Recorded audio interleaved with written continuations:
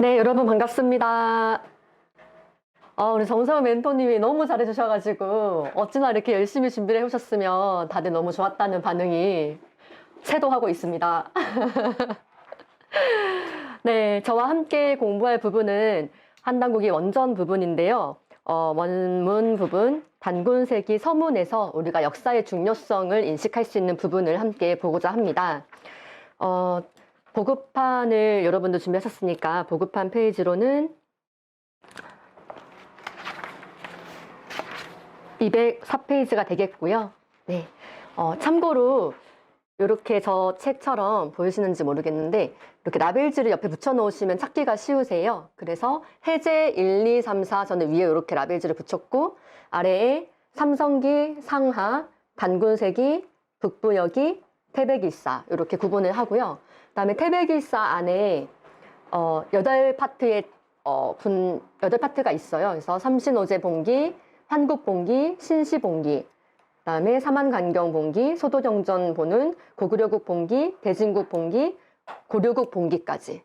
네, 이렇게 해서 특히 태백일사에 굉장히 많은 내용들이 우리의 국통맥과 원형문화를 중심으로 나와 있습니다. 이러한 책의 구성을 미리 알 수 있도록 체크를 딱 해놓으시고 라벨지를 붙이시는 것을 권유를 드리겠습니다.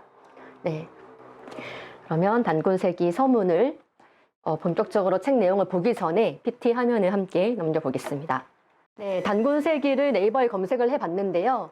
고려시대 때 이암이라는 분이 공민왕 12년 때 10월 3일에 쓰신 책입니다.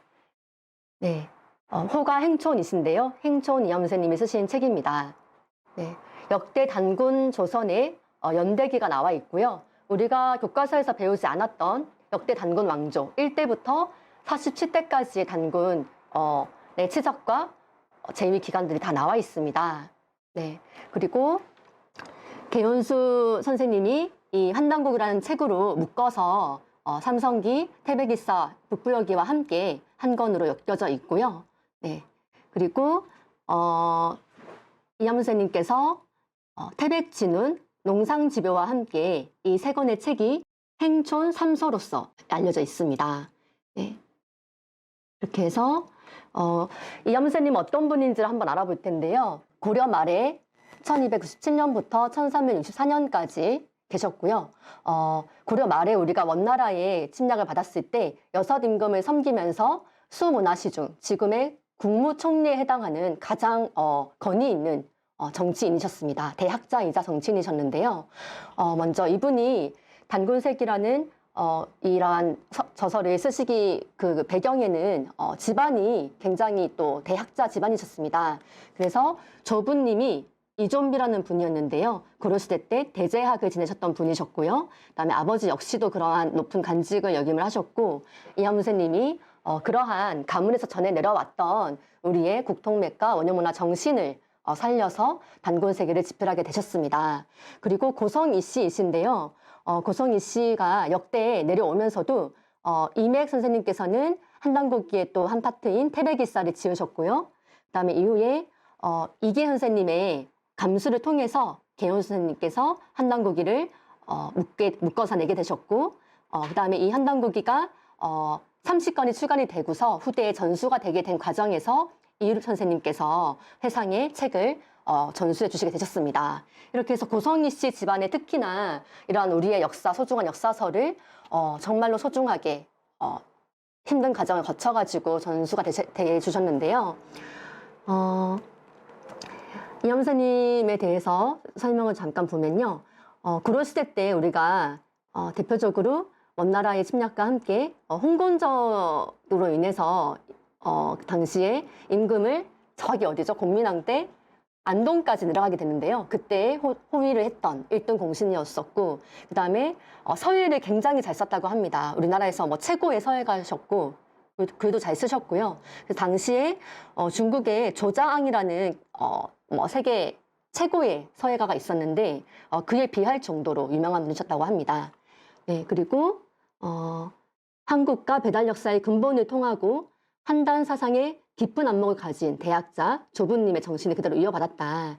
그래서 단군세기의 서문이라고 하는 거는 머리글이거든요. 네, 이 책의 어떠한 내용들을 압축해가지고 이 책의 정신을 써 놓으신 건데 이 내용에는 신교문화의 우주관, 신관, 인속론, 수행문화의 근원적인 핵심 원리가 체계화되어 있는 만고의 대문장입니다. 네. 그래서 이후에도 우리가 뭐 유명한 학자들이라든지 요즘에 근래에 들어서도 이 행촌이 엄세님의 단군세기 서문을 인용하시는 분들이 종종 있으세요.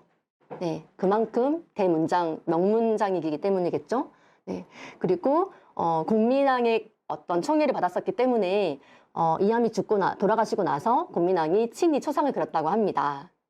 네, 다음 페이지 보면요. 네, 아까 말씀드렸던 내용들이 또 정리가 되어 있고요. 행촌이라는 호는 우배되었던 강화도의 마을 이름을 따서 지었다라고 합니다. 네.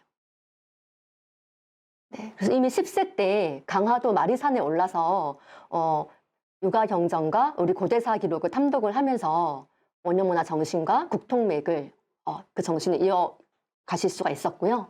그 다음에 18세 때 경전을 비롯한 여러 문헌을 관리하는 간직을 맡고 계셨기 때문에 또 이러한 역사의식이 있으셨던 것 같습니다. 그리고 예기치 않게 강화도에 기양을 가시면서 그곳에서 태백진흥과 단군세기를 쓰게 되신 겁니다. 그리고 이후에 62세 때 수문화시중, 지금의 국무총리에 해당하는 관직을 맡게 되셨고요. 이후에 67세 때 관직에서 물러나 단군세기에게 서문을 쓰시면서 지금의 이 책이 전수가 되게 되었습니다. 그리고 이듬해에 돌아가시게 되는데요. 먼저 태백일사에 보면은 그 할아버지였던 이좀비에 대한 역사의식과 난가의 정신을 살펴볼 수 있는 대목이 나옵니다. 그래서 한당욱이 보급한 태백일사를 찾아보시고 고려시대니까 어디 있을까요? 고려국 본기 페이지 541쪽에 보면은 행촌 이암세님의 할아버지인 이좀비 선생님의 역사의식이 나와 있습니다. 네, 펴셨나요? 541쪽.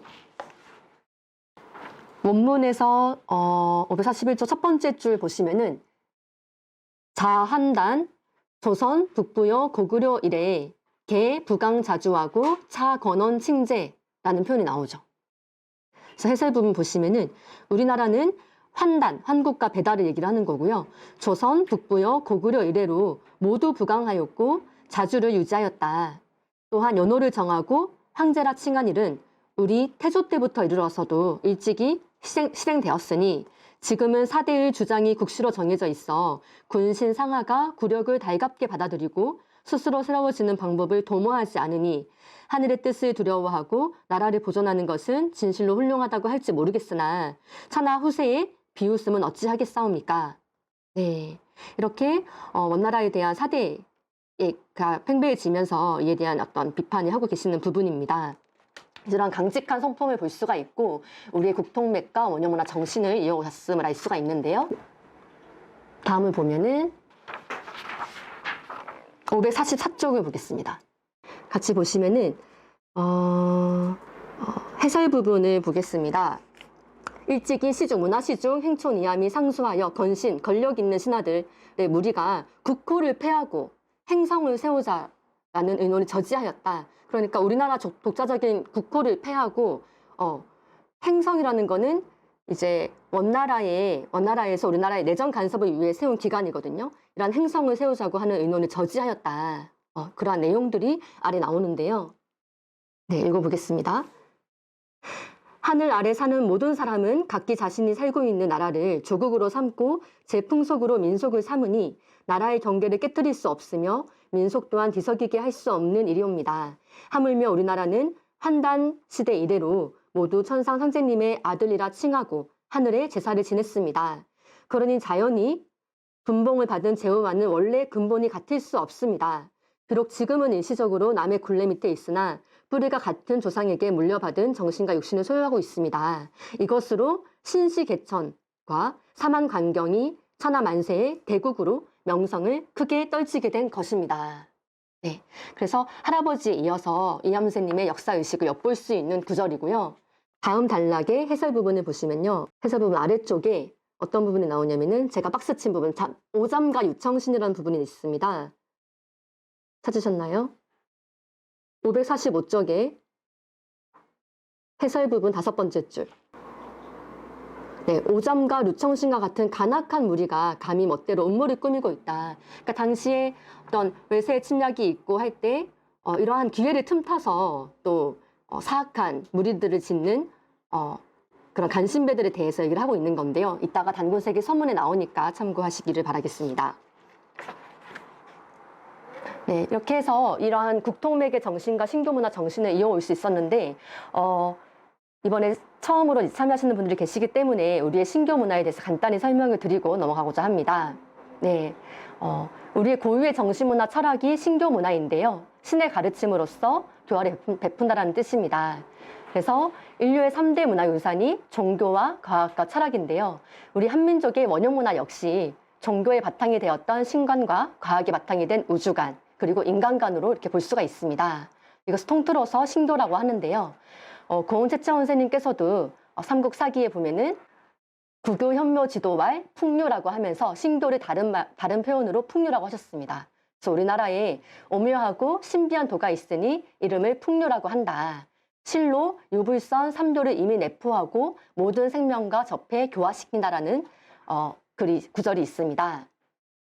네, 여기에서 우리의 우주관, 신관의 핵심이 되는 것이 바로 1과 3의 관계인데요. 우리가 지난 겨울방학 때 함께 활동하신 분들은 원형문화를 배우셔가지고 알고 계실 텐데 단군세기에도 그렇고 한단국이 곳곳에 이 1과 3에 대한 구절이 많이 나옵니다. 그래서 지빌함삼, 하나 속에는 셋을 머금고 있고 셋을 품고 있고 회삼귀일, 셋은 다시 하나로 돌아간다. 네, 1과 3의 관계를 표현을 한 거고요.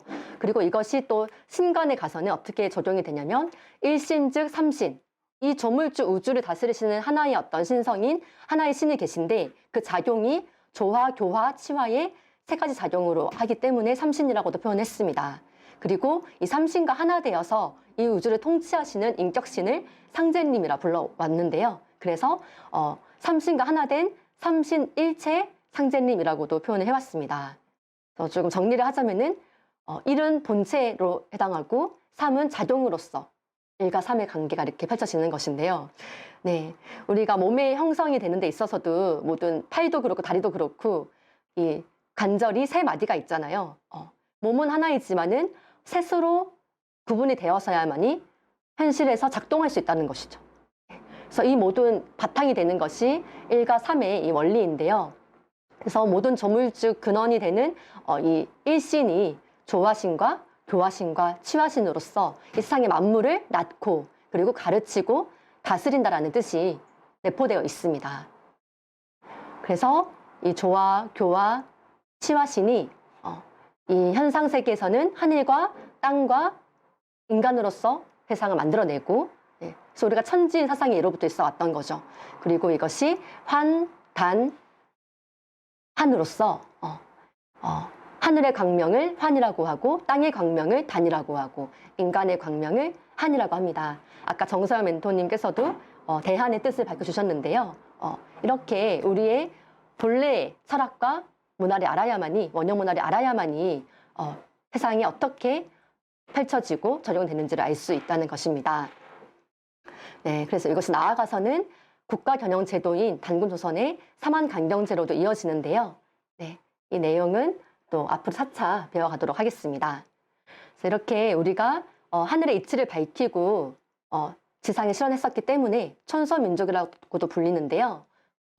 순천자는 흥하고 역천자는 망한다. 네, 하늘의 순리를 따랐었기 때문에 우리가 과거 고대사에서부터 한국과 배달 고조선에 큰 부흥을 이뤘던 국통을 이어올 수가 있었는데요. 또한 이러한 신교 문화를 잊어버리게 되면서 우리가 또 망국의 길을 걷기도 했습니다. 그래서 이러한 신교의 수호자를 난가 문화라고 표현할 수가 있는데요. 역대 시대마다 우리 신교 문화를 바탕으로 나라를 열고 다스려 왔던 젊은 인재 집단이죠. 신라의 화랑, 고구려의 조의선인처럼 그 이전의 북부여에는 천황랑, 고조선의 국자랑, 배달의 제세행랑 또는 삼랑이라고 불려왔습니다. 그래서 이런 난가의 맥이 이어져 왔는데요. 이러한 내용들이 한단고기 곳곳에도 잘 나와 있으니까 앞으로 염두에 두고 보시면 되겠습니다. 네, 그리고 최근에 성균관대 동양철학을 전공하신 이기동 교수님이 굉장히 이 동양철학의 권위자이신데요. 한단고기 책을 내셨습니다. 해설서를 쓰셨는데요. 이 교수님도 한단고기를 보기 전에는 잘 몰랐는데 보고 나서 너무 놀랬다고 하십니다.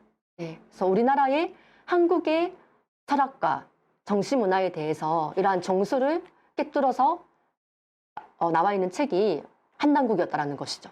네, 그래서 동양의 모든 문화의 근원이 중국이 아니었구나. 우리 동방 한민족에서부터 태동이 됐다라는 것이 공부를 한 사람들은 안다라고 하시면서 너무나 분명하게 자신 있게 이 한단국에 대한 내용을 많은 강연과 함께 얘기를 하고 계십니다. 네, 그래서 이러한 한단국기를 통해서 우리가 국통맥과 정신문화, 원효문화를 알아볼 텐데요. 신채훈 선생님께서도 이러한 우리의 원효문화, 이 난가 사상이 우리 한민족의 부흥과 함께 왔었는데 안타깝게도 구로시대 때 인종 때죠. 삼국 사기를 편찬했던 김부식과 당시에 또 정치적인 의견이 대립했던 묘청의 사건을 두고 한 말씀인데요. 당시에 묘청의 서경 천도 운동이 실패하게 되면서 우리 고유의 난가 사상이 김부식 등의 문벌귀족의 사대주의 육아 사상으로서 참패하게 되면서 우리가 구로시대 중기부터는 중국에 대한 사대주의와 육아 사상이 자리 잡히게 된 거죠. 네, 이렇게 해서 우리가 사대주의로 기우게 되고 한국의 고유 사상이 차츰 사라지게 됐습니다. 이 사건을 두시고 신정 선생님께서는 조선 역사상 1000년 이래로 제일 대사건이라고 말씀하셨는데요. 네, 그래서 이 신교 문화와 이 난가 사상을 복원하는 것이 굉장히 중요한 일이라고 할 수 있겠습니다. 네, 그래서 넘어가 보면요. 아까 행천이암 선생님께서 단군세기와 태백진운, 농상지교 이 세 권의 책을 쓰셨다고 하셨고요. 네, 그리고 또 하나 재밌는 게 행천이암 선생님께서 함께 또 동료였던 이명 그리고 범장 선생님과 함께 소정거사를 통해서 우리의 그런 역사의 책을 전수를 받으심으로 인해서 지금의 이 단군세기와 이 맥을 전해주실 수가 있었는데요. 네, 이렇게 해서 우리가 많은 외세의 침략과 사대주의와 일제의 침략에 힘든 여정을 겪어왔었지만은 그 이면에 이렇게 면면이 우리 고유의 역사와 사상서를 전수해 주신 분들이 계셨기 때문에 지금 우리가 이렇게 공부를 할 수 있다고 볼 수 있겠습니다. 네. 네, 그래서 한단국이 구성을 잠깐 설명을 해드리면은 삼성기를 쓰신 안암로, 신라시대 때 10대 성인 중에 한 분이셨던 분이시고요. 선덕여왕 때 왕실의 고문으로도 계셨던 위대하신 분이셨죠. 그리고 삼성기 하를 쓰신 원동중 선생님께서는 태종의 스승으로서도 국사로서 또 일을 하셨었고요. 그리고 행천이암 선생님 설명을 드렸었고요. 네, 보계거사 범장 이분은 고려의 72현 중에 한 사람이다라고 나와 있는데요. 이성계가 역사혁명을 일으키고 나서 고려에 대한 어떤 충심을 버리지 않고 두문동의 그 뜻을 그 어떤 지조를 지켰던 분 중에 한 분이시죠. 네, 이분 역시도 서전거사로부터 우리 상고사의 책을 전수받음으로 인해서 이후에 북부여기를 전수를 해주셨습니다. 그리고 조선시대 때 이맥이라는 분께서 실록을 찬수했던 사관이셨는데요. 그때 태백일사를 전수를 해주시게 됐습니다. 이렇게 해서 총 삼성기 상하, 단군세기, 북부여기, 태백일사 5권의 책을 묶어서 해야기기 선생님의 감수를 통해서 계연수 선생님께서 한단고기를 출간하시게 됐고, 네, 이것이 이제 이유립 선생님을 통해서 남한으로 들어오게 됐던 경위를 잠깐 말씀을 드렸습니다. 네, 이렇게 해서 한단고기는 또 다음 시간에 한단고기의 구성에 대해서 특징에 대해서 다른 멘토님께서 발표를 해주실 건데요. 간단히 알아봤습니다. 그러면 본격적으로 단군세기 서문에 들어갈 텐데요. 먼저 시대적인 배경을 설명드리기 위해서 제가 고려시대 왕조 제위 연표를 준비를 해봤습니다. 자료 받으셨나요? 제가 나눠드린 자료에도 보면 나와 있을 텐데요. 네, 못 받으신 분은 멘토님 통해서 받으시길 바라고요. 네, 고려시대 1대부터 34대 왕까지 임월을 하셨는데, 네, 태조 왕건이죠. 왕건으로부터 해서 11대 문종 때 문화적으로 굉장히 흥왕했었다고 하고요. 그 다음에 아까 17대 인종 때 묘청의 서경촌도운동과 삼국사기가 편찬이 되게 됐고요. 그 다음에 23대 이제 후기로 접어드는데, 이때 몽골의 원나라의 침략으로 인해서 우리가 원나라의 부마국이 되죠.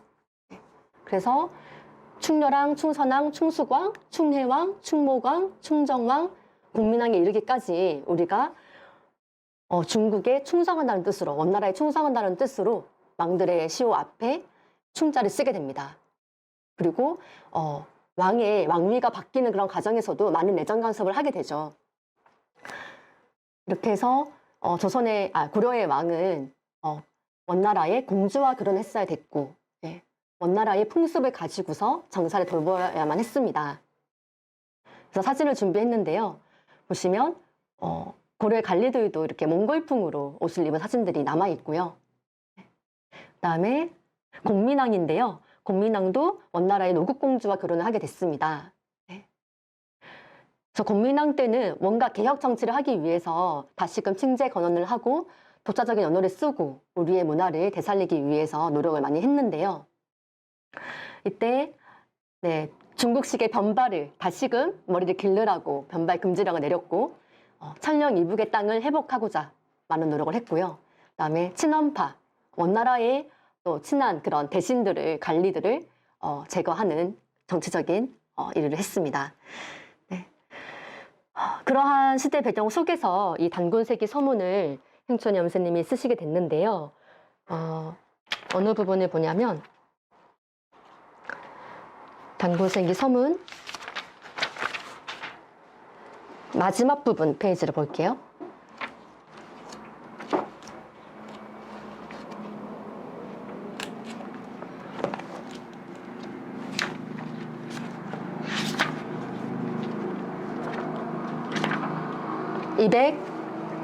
(208페이지)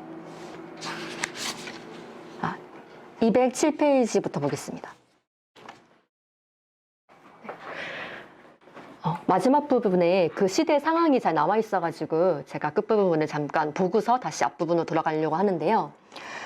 그래서 몽골의 침략으로 너무나 백성들의 삶도 힘들었고, 정치인들도 너무나 이렇게 문란했고, 간신배들이 득세를 하고 그런 시대 상황이었던 겁니다. 그래서 마치 조선시대 때 일제의 침략으로 인해서 을사오적이 나오고 나라를 팔아먹고 그런 시대 상황과 비슷하거든요. 그래서 아까 미스터 선샤인 영상도 봤는데요.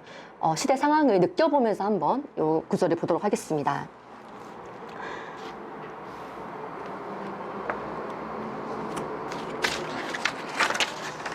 네, 처음에 오호통이라라고 나오죠. 네, 오호통이라. 부여의 무부여지도 연후에, 부여의 부여의도가 사라진 연후에 한인이 이 부여야며 한나라 사람이 쳐들어왔고, 고려의 무고려지도 연후에, 고려의 도가, 고려의 정신이 사라진 연후에 몽고가 이 고려야 언니와 고려에 쳐들어왔다라는 것이죠.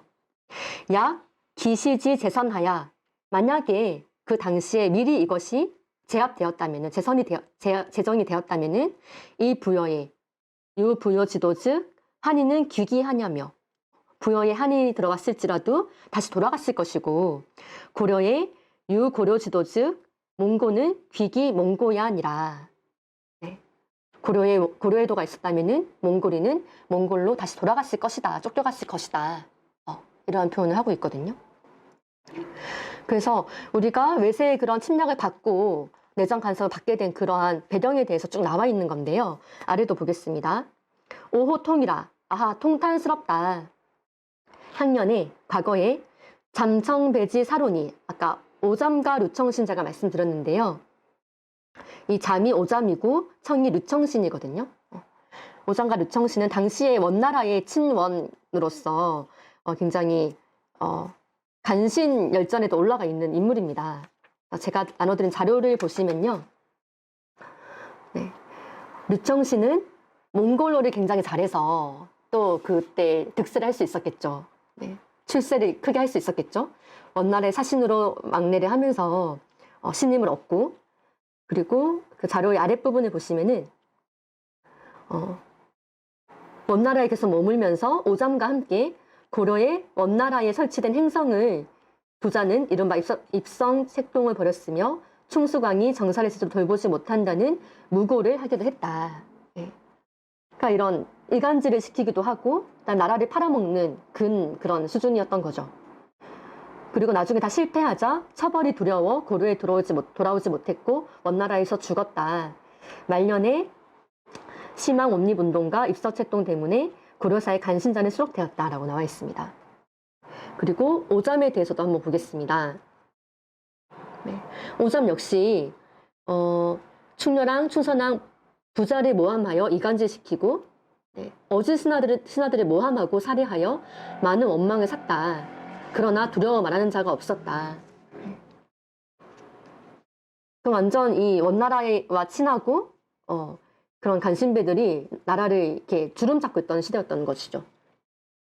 그래서 뭐 150여 명의 수많은 사람들이 그의 죄를 고발하고 처벌을 요구하였으나 원나라 사신에게 뇌물을 주어 무사하였다. 맨 아래쪽에 1321년 왕이 원나라에 갈 때 따라가서 유청신, 양한계 등과 함께 심양왕 고의 일당이 되어 왕을 모함하고 원제에게 고려 행성을 설치, 아까 행성에 대한 설명 드렸었죠. 그러니까 어떤 총독도 같은 거죠. 행성을 설치하고 국호를 폐하고 원나라의 직속용으로 할 것을 청하는 등 나라에 많은 해를 끼쳤다. 네. 그래서 어떤 시대를 막론하고 늘 이러한 어려운 시기에 정의로운 신하들이 있는 반면에 이러한 간신배도 역시도 있는 거죠. 다시 본문 돌아와서요. 학년에 잠청배지 사론이 이 오잠과 류청신 같은 간신배들 무리들의 이러한 삿된 여론, 삿된 사악한 말들이 음녀 백귀 야행하야. 백귀들. 그런 또 역사 속에 그런 또 귀신들이 함께 야행해서 이 남생 발기지 역심으로 상응이 합세하니 또 어떤 또 그런 기운이 합세했냐. 역심을 가진 사람들이 또 있었다는 거죠. 그래서 고구려의 연남생과 발기라는 인물인데요. 연남생은 자료 보시면요. 아버지 영계서문의 대를 이어서 대권에 장악을 했었는데 이후에 동생들이 또 그 권력을 장악을 하면서 달아났던 인물인데 나중에 반격을 또 일삼게 되면서 나중에 당나라에 투항하게 됩니다. 그렇게 해서 평생을 이제 고구려를 멸망시켰던 당나라를 위해서 일하다가 죽게 되거든요. 이렇게 배신을 하고 투항을 해서 역심을 가졌던 인물인 연남생과 발기 역시 고구려 때 인물인데요. 동생이 이제 고구천왕이 자식 없이 죽고서 동생 연우가 산상왕으로 즉위하자 형이면서도 왕이 되지 못한 것에 불만을 품고 왕궁을 포위하고 공격하게 됐습니다. 그래서 이때 뜻을 이루지 못하고 투항을 하게 되는데요. 공손씨에게 투항하게 되는데요. 이때 이후에 다시금 또 고구려를 공격하게 됐다는 것입니다. 결국 패배해서 자살하고 마는데요. 그래서 이 단군세기 서문에 행촌이 함세님 역시도 과거의 역사는 반복된다고 하잖아요. 어느 시대를 막론하고 그러한 간신배들과 역심을 품은 인물들에 대해서 각성을 하면서 이러이러한 상황에서 위국자 억하자노 독이 양상하며 본문 돌아와서요. 형혼 전멸지 시오와 문장이 좀 긴데요. 어디서 끊냐면 위국자 억하자안어까지 끊으시고요. 독이 양상하며 형혼 전멸지 시오와 이렇게 끊어주시면 됩니다. 네. 그래서 독이 양상하고 형혼 전멸지 시오. 그러니까 이제 이 부분부터는 앞에 같이 내용을 보면서 봐야 이해가 될 텐데요. 독이 양상, 도와 그릇인데 인촌이 선생님께서 사람과 정치를 도와 그릇에 비유를 하셨거든요. 그리고 형과 혼, 나라와 역사를 사람으로 치면은 이 형체와 혼과 같다라고 표현하셨어요. 그래서 도기를 둘 다 잃어버리고, 그다음 형혼 전멸, 형혼이 나라와 역사가 다 전멸했는 이 시점에서 앞으로 돌아가서 위국자, 나라 일을 하는 사람이 억하자안, 어찌 편안하고자 한단 말이냐. 그러니까 일신의 안위만을 위해서 해가느냐라고 꼬집는 말씀입니다. 네. 그래서 아래 금에 지금에 이르러서 외인, 간섭 지정이 거익 자심하야. 여기서 외인은 몽고인이겠죠. 네. 몽골의 간섭이 갈수록 심해지고 양위중조를 임거농천호대. 양위중조를 임거농천호대라는 표현은 이 왕위를 자기들 멋대로 조정한다는 뜻입니다. 여아 대신자가 우리 대신들이 도 속수의 무책, 속수무책이라는 표현 아시죠? 손 놓고 바라만 보는 그러한 것은 무슨 까닭이냐. 하야오. 국무사의 형실 혼지 고야니라. 나라에 역사가 없고 형체에 혼이 없기 때문이다. 그렇죠. 그래서 우리가 사람이 혼이 없으면 어떻게 돼요? 혼이 빠져나가면은 죽잖아요. 그렇죠. 또 나의 혼이 약하면 막 이렇게 빙의 되는 경우도 있고, 내 정신이 올곧지 않으면 남의 정신에 휘둘리잖아요. 그것처럼 나라에도 역사를 잃어버리고 형체의 혼을 잃어버린 것과 같다라는 것이죠. 그렇기 때문에 우리가 고려가 이렇게 쇠퇴를 하게 됐다라는 표현인데요.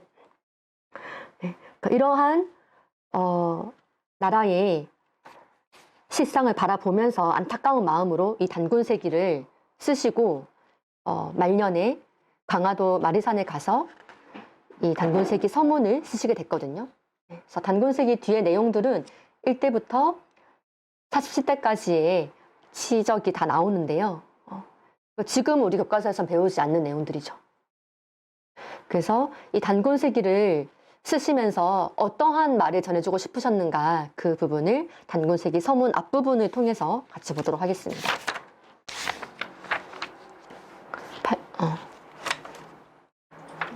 204쪽 봐주시고요.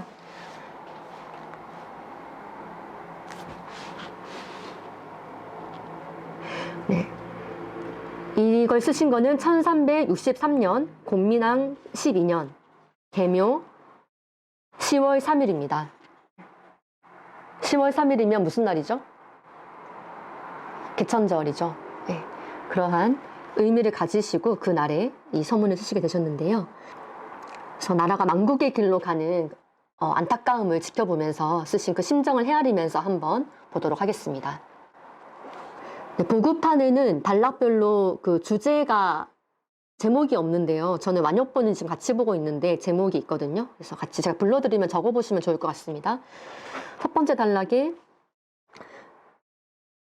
나라를 다스리는 근본 법도라고 한번 주제를 적어보시고요. 첫 구절이 위국 지도입니다. 나라를 위하는 길이란 뜻이죠. 나라를 위하는 길에는 막선어 사기하고 막급어 사학은 하야오.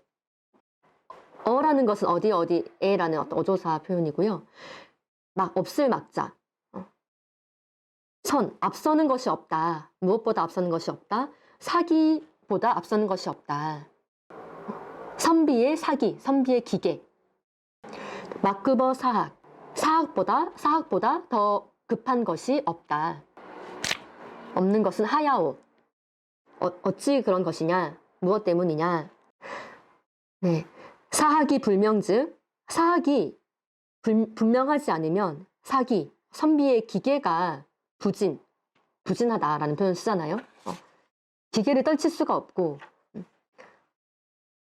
왜냐하면 그런 역사의 정신, 역사는 이제 혼인 것인데 혼이 없이 어떤 나라를 지키고 이끌어가는 여기서의 선비는 단순히 유교적인 선비의 개념이 아니고요. 언제나 깨어있는 나라 일을 하는 젊은 어떤 인재들로 볼 수가 있겠죠. 사학이 불명즉 사기가 부진하고 사기가 부진즉 국본이 요의요 정법이 기이니라. 선비의 기계가 부진하게 되면은 어떻게 되냐? 국본, 나라의 근본이 요의요 정법이 기이니라. 요는 흔들릴 요자거든요. 기는 갈라질 기자입니다. 나라의 근본이 흔들리고 정법, 정치의 법도가 갈라진다라는 거예요. 그래서 지금도 우리가 현대 정치를 봤을 때 여러 뭐 좌파냐 우파냐 뭐 그런 어떤 노선이 다양하게 있고 서로 이제 대립이 심하고 투쟁이 심한데요. 근데 그 어떠한 정치의 법도가 통일되지 못하고 한 방향성의 미래를 제시하지 못하는 것은 우리가 역사를 잃어버렸기 때문에인 거거든요.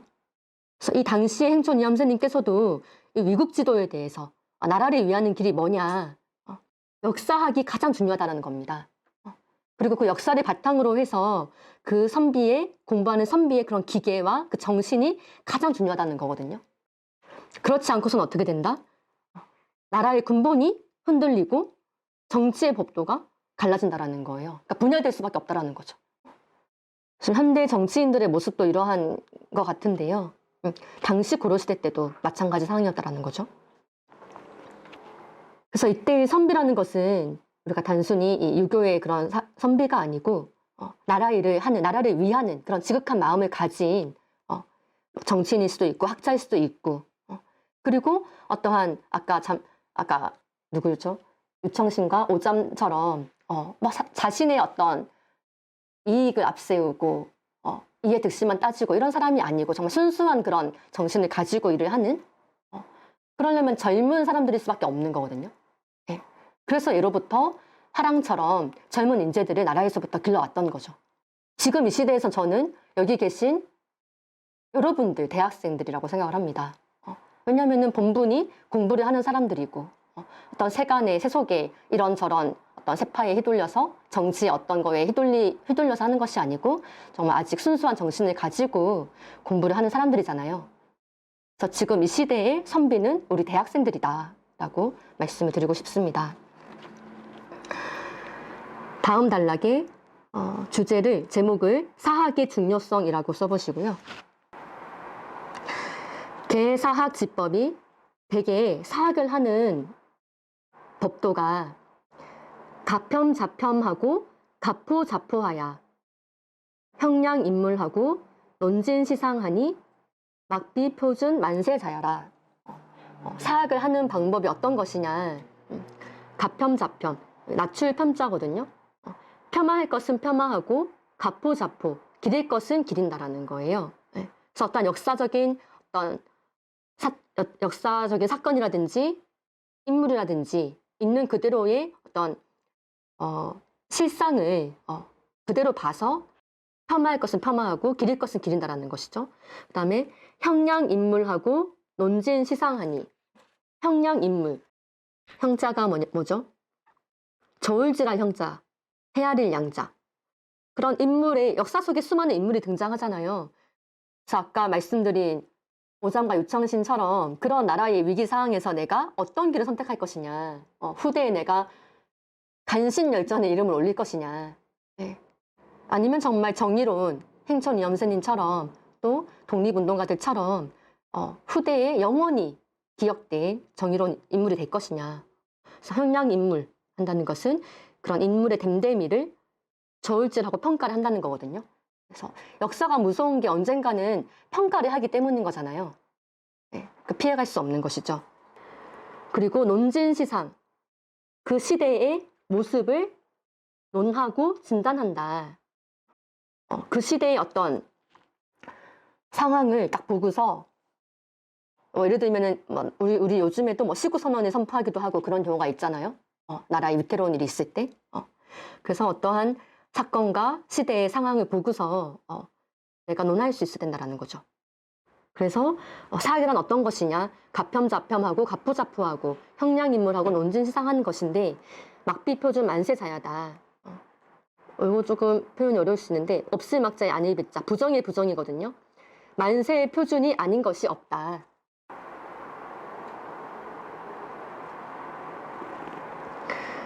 네, 그리고 삼인지생이 벌유구요.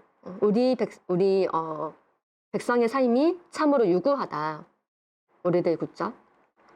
창세조서, 창세의 역사, 우리가 역사를 열고 조서, 질서와 법도를 세우는 내용들이 역과정증, 또한 분명히 정증, 밝혀져 있다, 증명되어 있다. 국여사가 병존하고 인여정이 국어하니, 국여사, 나라와 역사가 병존, 함께 존재하고 인간과 사람과 정치가 또 함께 거론되니, 저기 국사인정에 동그라미를 쳐보시겠어요?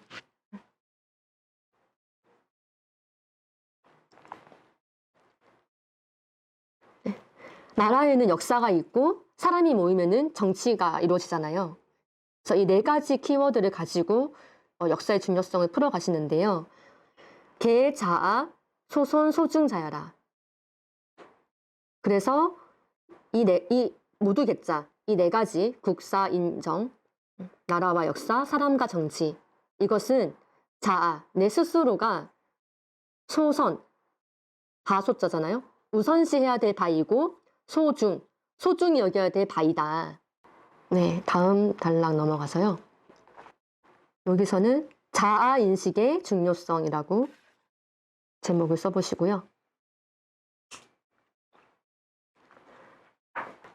오라, 감탄사, 정유기하고, 정치는 그릇과 같다. 같을 유자. 정치는 그릇과 같고 사람은 도와 같다. 그러니까 그릇 안에 뭐가 담겨져 있을 거잖아요. 정신. 형체 안에 혼이 있듯이. 기가리 도이 조노며, 그릇은 그 도를 떠나서 존재할 수 없다. 리는 떠날 리자, 이별하다 할 때 이자. 그리고 구규형하고 사유혼하니, 나라는 형체와 같고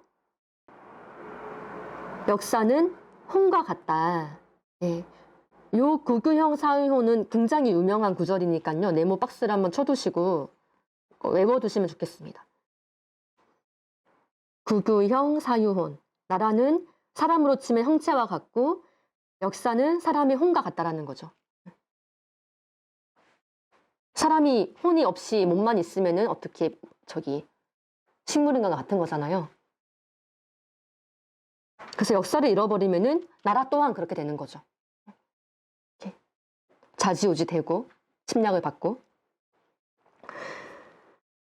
구규형하고 사유혼하니 형과 실혼이 보호와, 형체가 혼을 잃어버리고서 어떻게 보존될 수가 있느냐. 그 다음 줄에 병수 도기자도 아야며 구연 형혼자도 역아야니, 병, 아우를 병, 우리 뭐 병렬 관계 이런 표현 쓰잖아요. 병, 병수 도기자, 도와 그릇을 함께 닦는 자도 나 자신이고, 도는 뭐라고 했죠? 도는 사람, 위에 줄에 있죠. 도는 사람이고 기는 정치죠. 구연 형혼자도 역아야니, 형과 혼 뭐였어요?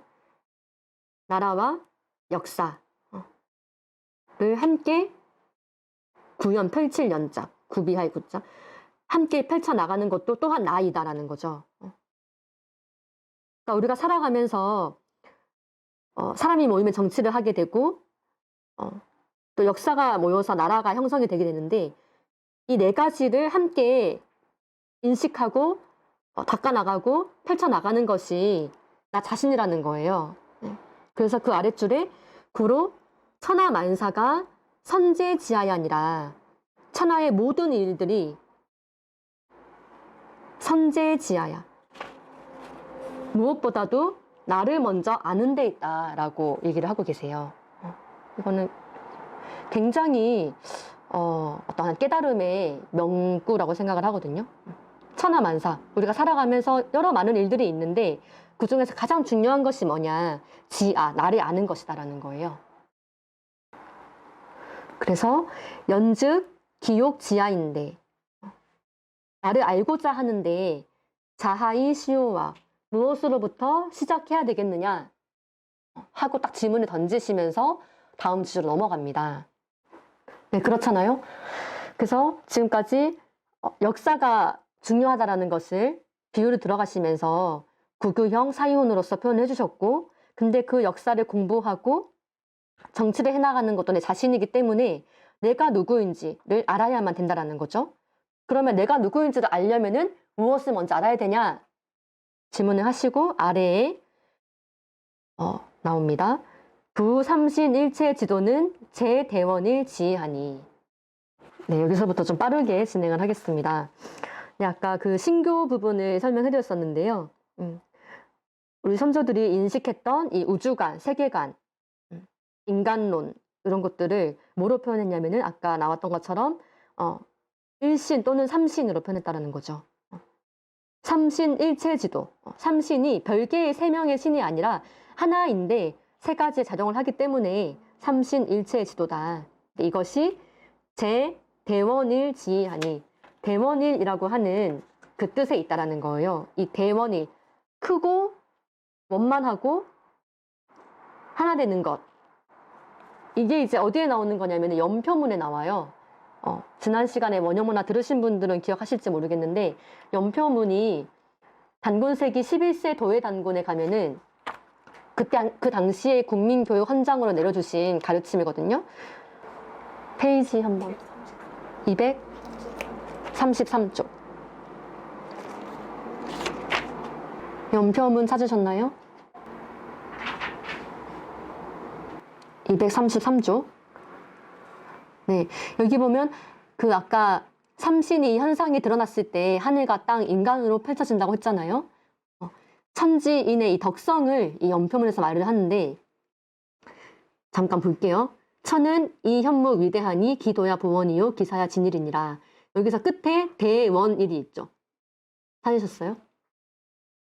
동그라미 한번 쳐보시고, 진은 땅은 이 축장 위대하니 모든 것을 품는 어머니 땅이잖아요. 모든 것을 품어주고 포용하는 그 어떤 정신을 얘기를 하는 거예요.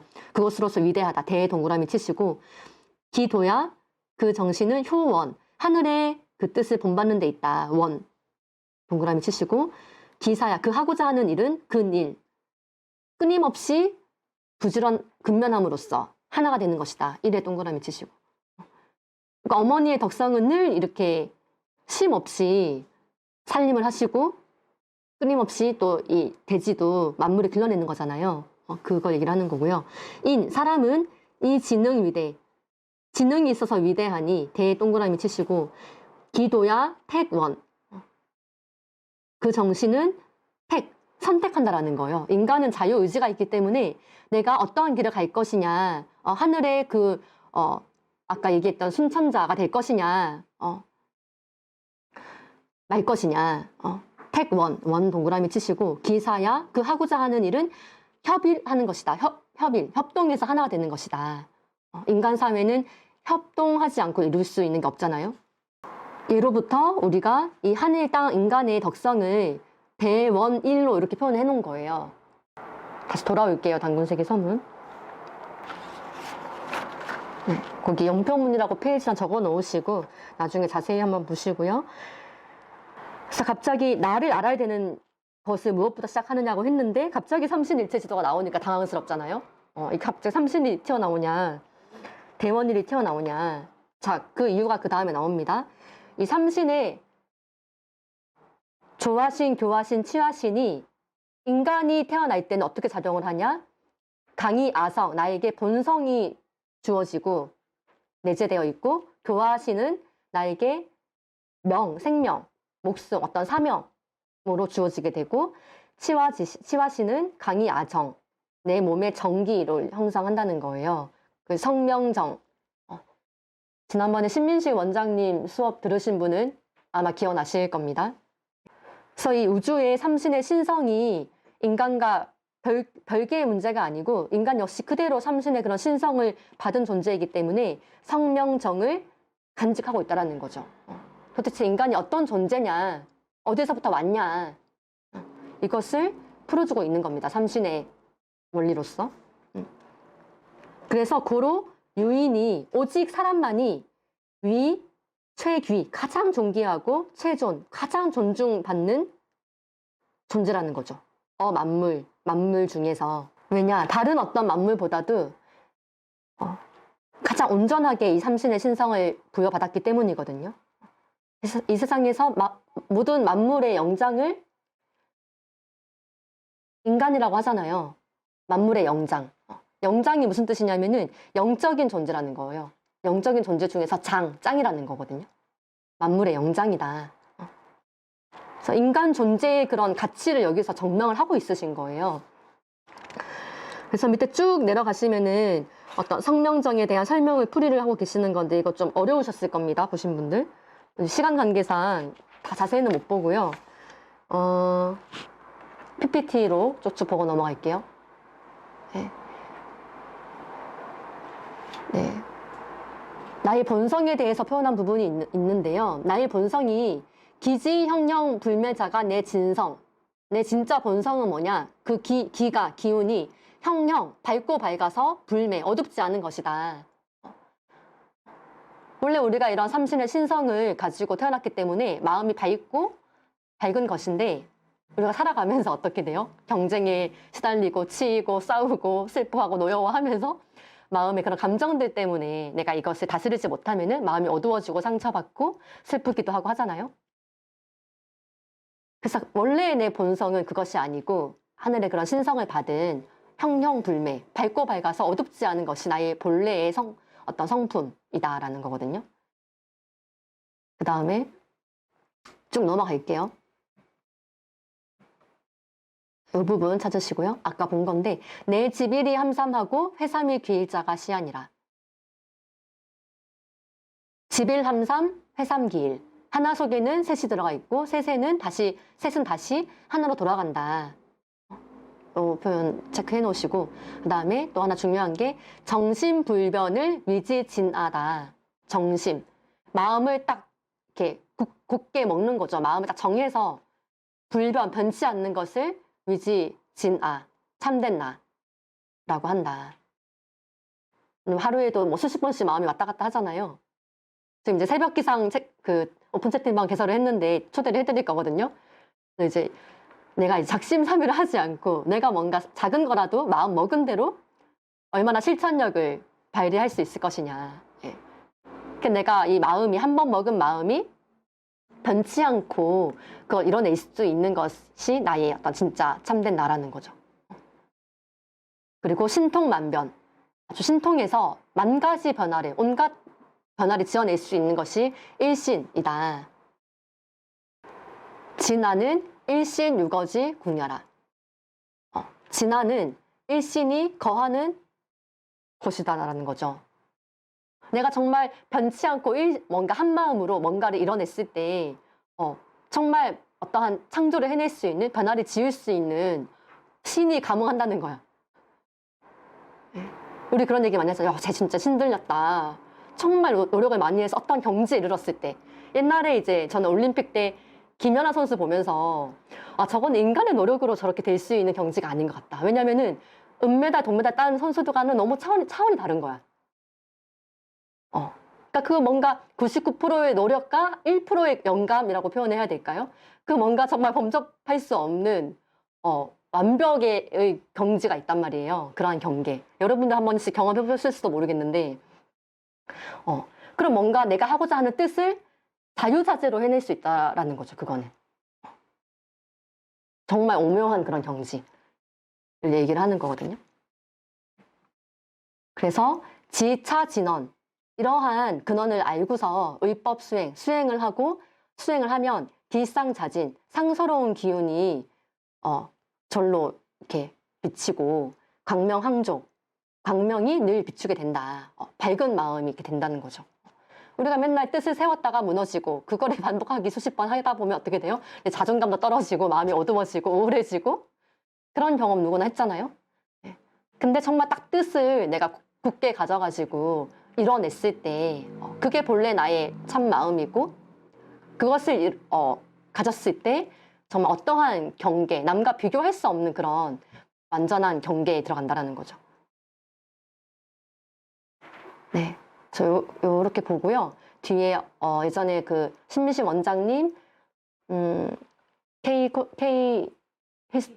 스피릿 했을 때 성명정, 심기신, 감식촉 수행법 기억나시죠? 네. 그래서 본래 그런 나에게 부여받았던 삼신의 그런 신성이 성명정인데 이거를 발현시키기 위해서 심기신, 감식촉 수행법 알려주셨잖아요. 감정을 어떻게 하라? 그쳐라. 지감이라고 했죠. 지감. 그치의 지자. 너무 슬펐다가 너무 기뻤다가 이 감정의 기복이 너무 심해도 안 좋다는 거야. 최성환님, 가끔 그럴 때 있나요? 아니야. 그래서 호흡을 고르게 하라. 호흡. 우리 뭐 수능 볼 때, 중요한 시험 앞둘 때 심호흡하라고 하잖아요. 내가 막 긴장되고 막 이렇게 조절이 안 될 때 호흡을 통해서 마음을 가라앉히고, 내 감각으로 듣는 거, 보는 거, 만지는 거, 오만 정보가 다 들어오는데 감각기관을 통해서 이 촉을 금하라라는 거죠. 그래서 우리가 본래 그런 나의 신성, 밝은 마음을 발현시킬 수가 있다라는 얘기를 하고 있는 겁니다. 네, 뭐 자세한 건 나중에 또 보는 시간이 있으리라 생각을 하고요. 마무리를 해야 돼서 고로 기욕 입교자는 가르침을 세우려는 자는 수선입 자하하고 먼저 자아를 바로 세워야 된다. 그렇잖아요. 내 스스로 내가 누군지 모르고 내 스스로도 제대로 아는 게 없는데 어떻게 남을 가르칠 수가 없잖아요. 그리고 혁형자.